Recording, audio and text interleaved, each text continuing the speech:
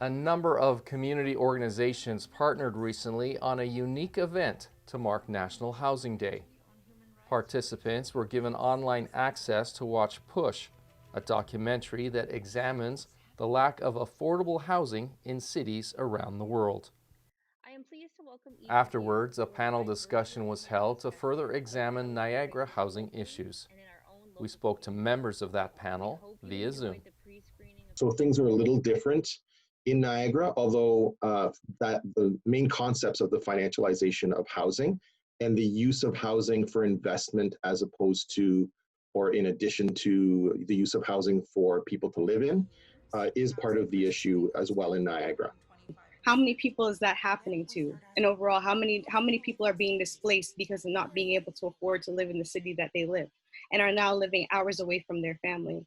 I know for myself, I've moved maybe 4 times in the last 5 years, and then the impact that that's had on my mental health, let alone that of my children, having to relearn their environment over and over and over again. Those that deal with Niagara housing issues feel that working with developers to help reduce their risk could lead to more available housing.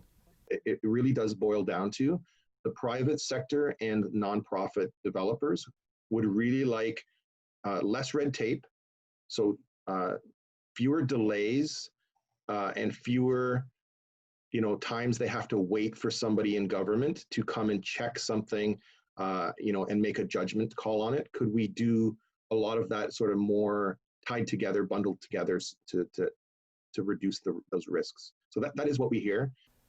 Stagnant wages, homeowners using rental units for Airbnbs, and the overall lack of single unit rentals are just a few of the issues at play.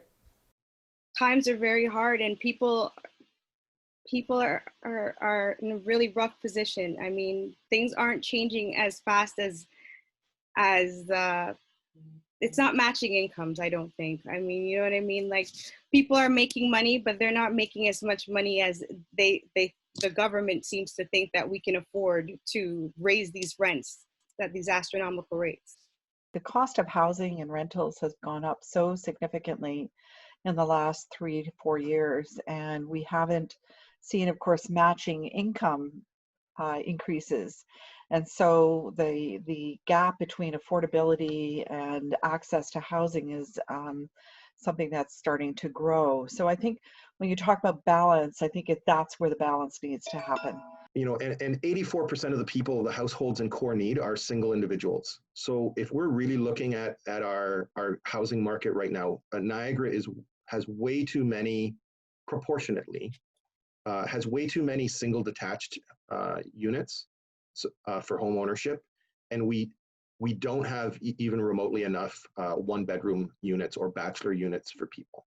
So 84% of the households, like 20,000 households that are in need a one bedroom or a bachelor unit of some sort. Something as simple as an illness or an unexpected bill can start a chain of events that can lead to someone being on the street and in need of emergency shelter.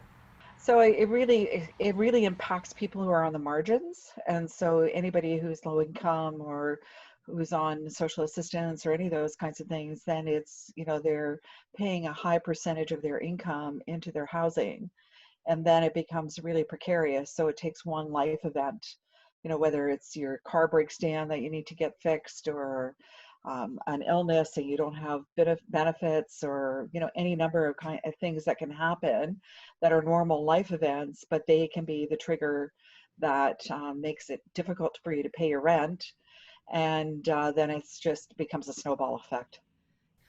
Thanks to all the organizations involved for starting an important discussion that needs to continue.